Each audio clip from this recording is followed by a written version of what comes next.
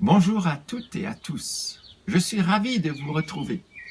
Vous le savez, depuis le confinement, l'Église évangélique baptiste vous accompagne avec ses vidéos méditations chaque semaine. En cette période de déconfinement, voici une pépite de l'épître de Pierre, une affirmation des plus motivantes. Vous êtes le peuple que Dieu a choisi pour annoncer les grandes choses qu'il a faites. Il vous a appelé à sortir de la nuit pour vous conduire vers sa lumière magnifique. Aujourd'hui, Stéphanie nous propose une réflexion à partir du livre d'Esther. Esther était une femme remplie de force et de grâce. Je vous souhaite une bonne écoute. Hey, bonjour tout le monde. Aujourd'hui, l'héroïne de notre histoire s'appelle Esther. Tout à fait entre nous, c'est une histoire digne d'un conte de fées. À mon avis, même Disney et Pixar n'auraient pas su faire mieux. Nous avons plusieurs personnages dans cette histoire. Le premier personnage, évidemment, c'est Esther. Esther est une orpheline qui est élevée par son cousin, Mardochée, et en plus de ça, c'est une belle jeune fille. Le deuxième personnage que nous avons, comme dans tous les contes de fées, c'est un roi. Le roi de Perse, il a un royaume qui s'étend de l'Inde jusqu'à l'Éthiopie. Autant vous dire que son royaume est gigantesque. Il est surtout connu finalement pour ses luttes grecques. Encore un autre personnage, c'est Aman. Aman, finalement, c'est un ministre. Le ministre le plus important qui est auprès du roi de Perse. Un autre personnage très important s'appelle Mardochée. Mardochée, c'est le cousin, mais aussi le père adoptif de Esther. C'est sur ses conseils que la reine Esther va sauver le peuple juif. Sachez qu'il travaillait au palais du roi. Le livre d'Esther commence par raconter le banquet du roi. Un grand banquet, genre m'as-tu vu, avec des coupes d'or, et c'est un banquet qui dura 180 jours. Autant vous dire que 180 jours où le vin coule à flot, je garantis pas l'état du roi. Et au bout de ces 80 jours, le roi, il se dit, bon, petite animation, qu'est-ce que je peux faire? Allez, je vais montrer ma femme, ma plus belle femme, qui s'appelle la reine Vasti. Le roi veut montrer à ses ministres et compagnie la beauté de la reine Vasti. Qu'est-ce qu'il fait? Hop, il claque des doigts et il appelle la reine Vasti pour qu'elle se montre. Bon, je vous raconte pas, mais à mon avis, la reine Vasti devait pas être très motivée. Elle savait que le roi avait bien picolé pendant 180 jours. Elle se dit, bon, bof quoi, moyen, j'ai pas trop envie de jouer ma potiche. Qu'est-ce qu'elle fait, la reine Vasti? Finalement, elle va refuser de se montrer. Et là, le roi se met en colère. Une colère monstre. Je ne vous raconte pas forcément les détails, mais au final, il destitue la reine Vasti de son titre de reine. Au bout de quelque temps, la colère du roi se calme. Et puis, il faut remplacer la reine Vasti. Il fait donc venir toutes les belles jeunes filles dans la citadelle de son palais. Celle qui aura la préférence du roi remplacera la reine Vasti. Ces jeunes filles sont confiées à un protocole spécial, mise en beauté, pour une future reine. Là, je vous le donne en mille, Esther, elle fait partie du lot et en plus, elle se démarque. Je vous passe les détails de sélection, retenez juste qu'au final, c'est Esther qui est choisie pour succéder à la reine Vasti. La suite de l'histoire raconte que Aman demande à ce que toutes les personnes s'agenouillent devant lui quand il passe. Je vous raconte pas, mais ce mec, il a un peu les chevilles qui gonflent. Et là, nous avons Mardochée, qui travaille au palais, qui refuse de s'agenouiller devant le ministre Aman. Pourquoi? Simplement parce qu'il souhaite honorer un seul Dieu. Cette désobéissance rend Aman furieux. C'est alors qu'Aman décide d'exterminer Mardochée et tous ses compatriotes. Et vous savez quoi? Le roi accepte cette décision d'Aman. Aman tire donc un jour au sort pour savoir quand aura lieu cette extermination. À la suite de cette annonce, Mardochée sollicite sa cousine Esther. Il souhaite qu'elle intervienne auprès du roi pour annuler cette extermination. Malheureusement, Esther sait qu'elle ne peut pas s'approcher du roi comme ça, sans être appelée. Elle risque sa vie si elle va voir le roi. C'est alors qu'elle demande à Mardochée que tous les Juifs se rassemblent, jeûnent et prient pendant 3 jours. Elle fera de même. Au terme de ces 3 jours, Esther se prépare pour s'approcher du roi, qui lui fait grâce et lui accorde ses faveurs. C'est à ce moment-là qu'elle invite le roi à un repas avec Aman. Au cours de ce repas, le roi interroge Esther et voudrait savoir quelle est sa demande. Elle ne lui a pas répondu tout de suite, elle l'invita à un 2e repas. C'est pendant ce 2e repas que Esther présente sa demande au roi. Elle lui explique que son peuple est en danger. Le roi se renseigne pour connaître qui est l'investigateur de cette extermination. Et c'est là qu'il découvre qu'il s'agit de Aman. Le roi ordonne la mort d'Aman et donne tout pouvoir à Esther pour annuler cette extermination des Juifs qui était prévue. C'est alors que tous les ennemis des Juifs seront éliminés. Je vous passe les détails parce que je vous invite surtout à lire le livre d'Esther. Retenez qu'à la fin du livre, Mardochée devient le ministre du roi.